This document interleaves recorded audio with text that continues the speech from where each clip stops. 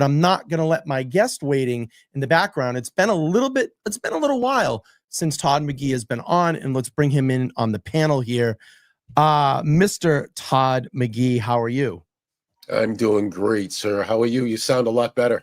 I am sounding better, feeling better. I have the energy back, the color in my face, still have a little nasal congestion, but I'm doing much better. And Awesome. today is great because we've had a lot of updates and a lot of information. But I saw this article that dropped from the Boston Globe, and we're going to start out this evening with Trooper Enrique Delgado-Garcia. And I literally threw my hands up in the air because, the last major article that we saw was 90 days ago when we had that the 90-day kind of, I don't want to say anniversary, but that 90-day day of his death, where we had that that bit that Boston NBC 10 did, and they came out and we had the billboard and they did that spot with the family, and I sat really quick with them and did an interview. And I just feel like reading through this article here today, and we'll pull it up here in a second and we can read through it. I feel like we've been right through all of this. I mean, looking at the team that's been put together under David Meyer, and now seeing that former FBI agents are involved and top brass from the Boston Police Department, makes me think, Todd, this is not a medical episode during a defensive training exercise. What are your thoughts on this? Yeah, Brian, when I saw the article, I was actually pleased to see the team that Attorney Meyer put together. And that was my position all along. I was very open about his background and his experience with these high-profile cases, and that he doesn't cut corners, and that Attorney Meyer does put in the full effort. And I would only imagine that the team that he assembled, just an A-list of investigators with a massive amount of experience, investigative experience from their law enforcement career. In the article, it did say that it would have been nice if there was a civil rights attorney in there, just to have that extra kind of lens on the investigation. But I'm not snubbing my nose at any one of these individuals that are listed in the article. Top-notch investigators, top-notch professionals. Yeah, and it made me feel a little bit better about David Meyer because, knowing his connection to Suffolk County and the Mass State Police. And look, I get it. He got that drug lab scandal nailed down and locked down. It was like over 10,000 pieces of evidence that was, and it might even been greater than that, but that was falsified in these cases, and, really screwed up a lot of people's lives. But, seeing this article drop today and then seeing the team that he put together made me feel a lot more confident about David Meyer. And he even said in the article that he's been now meeting with the family almost regularly, and they do have a special interpreter on their team that knows the law and that has been guiding the family, which made me feel good, inside my heart. So let's bring up this article and we'll read through some of this. I was ecstatic when I saw this drop today, and like I said, I instantly jumped on and texted you and said, hey, we got some information. Yeah. So from the Boston Globe, former FBI agents and BPD brass, part of the team of investigating the death of Mass State Police recruit Enrique Delgado-Garcia. A little correction in the article. He actually was sworn in as a trooper. So he does have that title of trooper, unfortunately, yes, before he passed away. And we'll read through this. The team investigating the death of Massachusetts State Police recruit, trooper, Enrique Delgado-Garcia, includes former FBI agents, Boston police detectives, and Suffolk County prosecutors. Attorney General Andrea Campbell tapped veteran litigator David Meyer to lead the independent investigation after Delgado-Garcia died in September following a boxing training exercise at the Mass State Police Academy. Meyer has been working behind the scenes since then, has not commented on the status of the investigation. He has not. And I ring his bell almost weekly with emails. I got one response, and then after that, they don't respond to me anymore. But I always rattle the cage. But Meyer's contract and the makeup of his team, obtained by the Globe through a public records request, provided a rare glimpse into the case that has sparked concerns about Mass State Police training practices and left Delgado-Garcia's family demanding answers. Former Attorney General Scott Harshbarger, who has led multiple independent investigations of sexual abuse at New England board schools, reviewed the team's credentials at the Globe's request. He says, quote, "I think Meyer is a top-flight prosecutor, investigator, utmost integrity," Harshbarger said. "And it looks to me like he's a very experienced, sophisticated, professional group of investigators. No members of the investigative team have any past or present affiliation with the state police." And I know you commented to me about that, and I'd love to have you talk to the audience about that, how important that is in this investigation. Yeah, looking at this article, and really, this is our first opportunity to get an inside look at the investigation. We still have a lot of answers, a lot of questions that need to be answered, but this is the first time that we actually have names above and beyond Attorney Meyer. In doing my own homework on Attorney Meyer, was impressed with his work that actually put Annie Dukin, the prior crime lab analyst, behind bars. And just the thoroughness of that investigation, and also not willing to compromise an investigation that literally touched thousands of cases in the Commonwealth.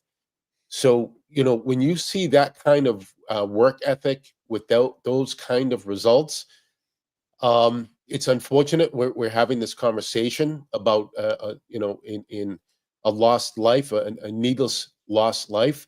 But again, to bring justice to Enrique and his family, I always felt Attorney Meyer was the right person, the right attorney, investigator in this case. And the team that he puts together just brings that level of credibility that nothing is going to be compromised, that the investigation will yield the proper results, that there's not the fix is not going to be on, that in a legitimate independent investigation is going to take place here. It's like I said, it's made me feel a little bit better in all of this. And then, we'll get down to seeing what the members of his team are here in a second. It says, Meyer wrote in an email, one member of former Boston Police Superintendent Robert P. Harrington worked as a Harvard University police officer after retiring and was legally considered, quote, a special state police officer with powers granted by state police colonel. However, he is not part of the state police command structure. Harshbarger said it is important for the public to perceive the investigation as independent from the state police. Harrington's case is not a conflict of interest, he said, describing the special state police officer status as more of a certification requirement than the substantive affiliation with the agency. So they're really trying to make sure that in public perception, they're keeping this really separate. And that needs to happen. Todd, come on. We've gone over the track record of everything that has gone on here, especially, let's just say, in the last 3 years. It's pretty frightening, the things that have gone on inside the Mass State Police. And Brian, for your audience that doesn't know the Harshbarger name, Scott Harshbarger, some relation, maybe father or uncle, but former Attorney General in Massachusetts back in the 80s, I believe, into the 90s. But again, very, very credible, very, very name that has good credentials and a good reputation.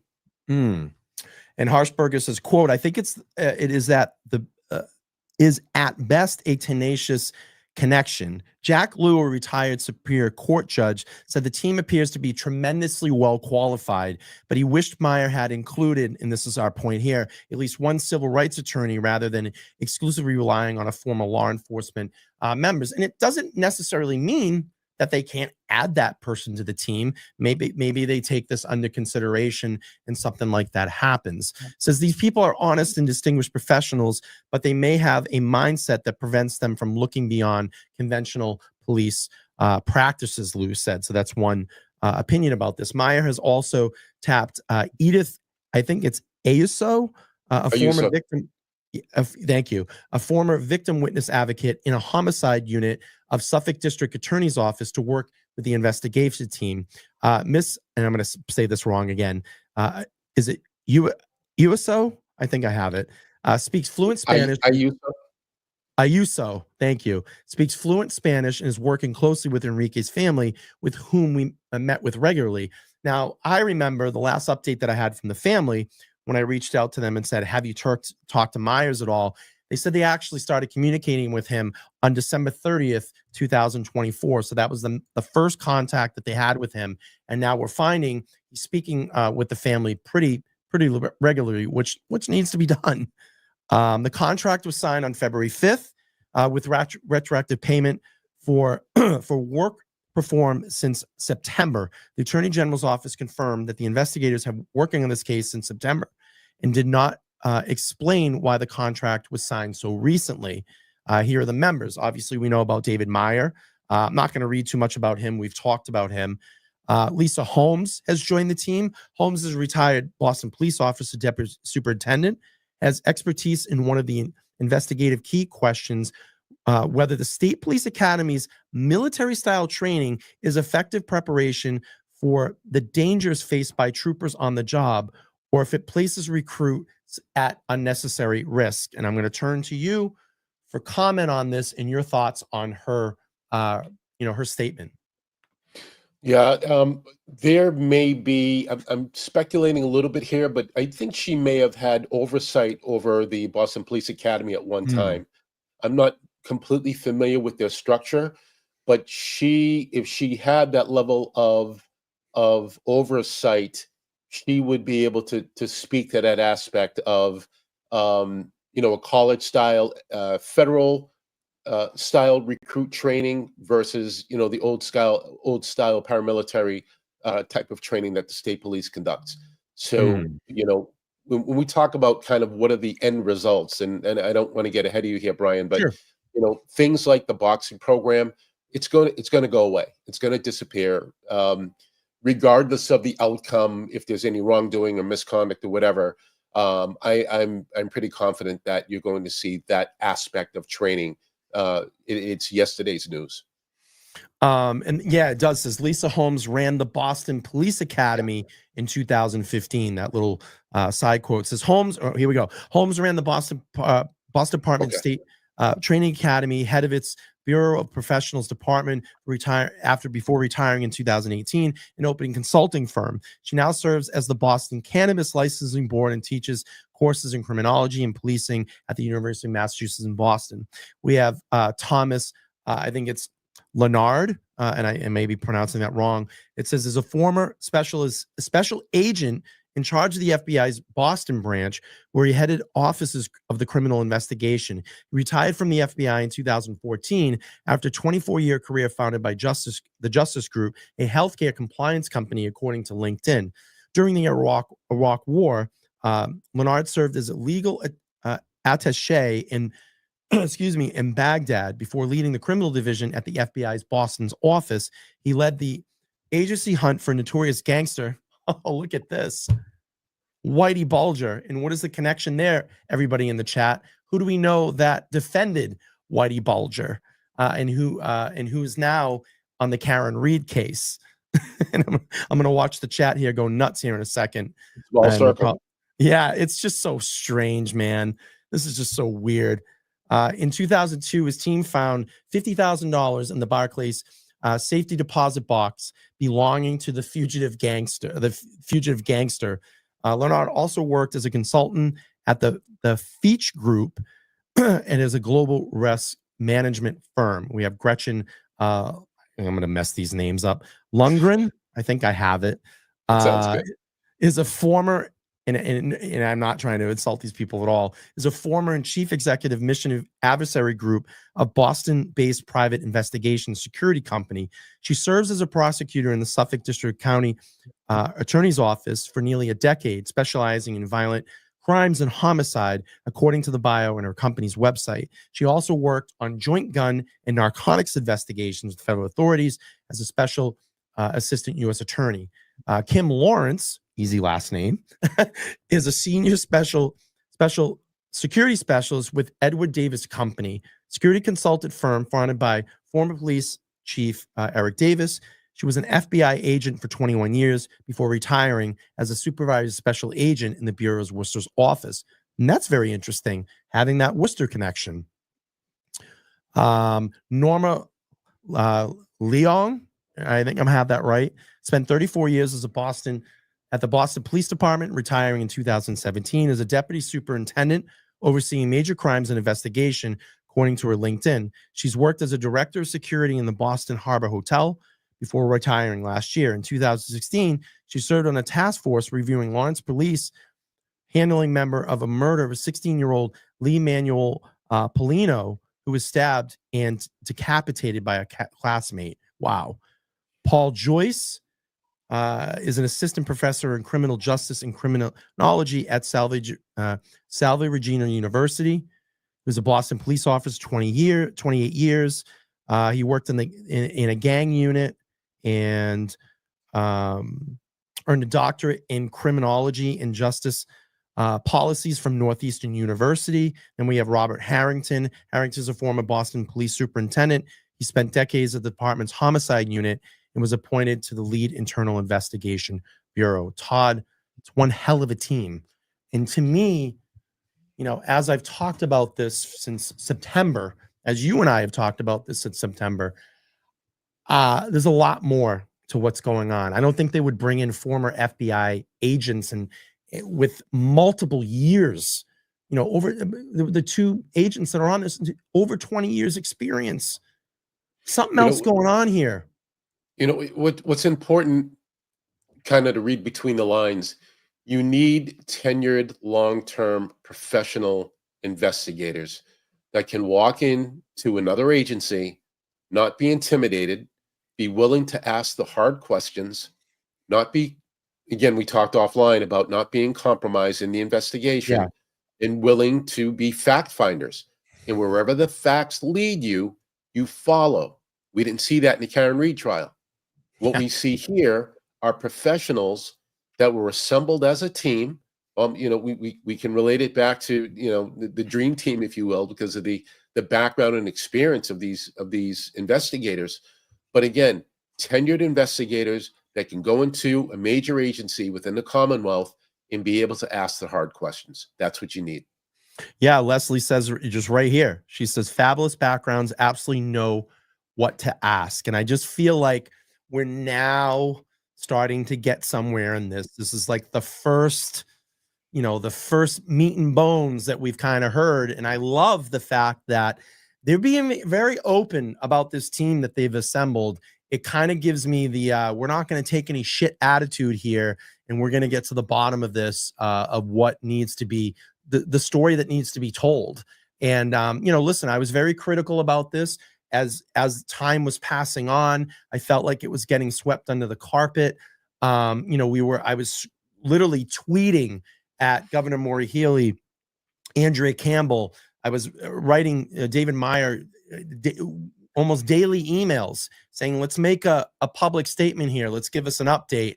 And I don't know if I had any part of that, but here we go. And now we have this team that's been assembled, and it's just it's a good thing going forward, because I don't want this to be forgotten. This is very, very serious. And I know Todd takes this case very serious to heart too, because he ran that program at the Mass State Police. And, here we are, we're sending, young, viable recruits off to an academy that's supposed to be taking responsibility and watching over the people that are in this academy, wanting to be state police troopers and go out and serve our community. And one ends up dead. And, we're over 150 days out and there's still nothing. So big update. I feel it is. Brian, I can tell you from firsthand lived experience being at the academy that the staff, myself, You challenged the recruits, but you made sure that it was an environment where they could succeed. You created an environment where if you had to call timeout, you did so for instructional purposes, and then you moved forward. It wasn't an environment where you were setting people up for failure. Yeah. That's not training. Challenge, yes, but at the same time, you're blending, you're molding, and then eventually you become a mentor before they actually leave the academy. And I use that word mentor for this reason.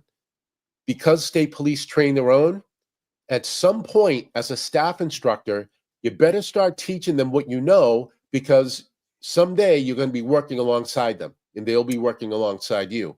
So had you suppressed that information because of a personality issue with somebody, shame on that staff member, shame on that veteran trooper who didn't impart knowledge in order to make that recruit a better trooper once graduated. Wow. It's nice to hear that refreshing take from you. And I only hope we just continue to get updates here, because this is very important and I don't want it to go by the wayside. And I'm glad that I've had people like you. I have Mazamidi in the background. We're going to bring him up here in a second. He's helped rattle the cage in this. I know Mike from the Young Jerks has talked about this case as well. And you know, it's nice to know that sometimes the little guys here can rattle the cage a little bit and get things moving. So it's a great article. I'm glad that it's out there. I'll be updating my spreadsheet and adding it to it. And hopefully we get more soon.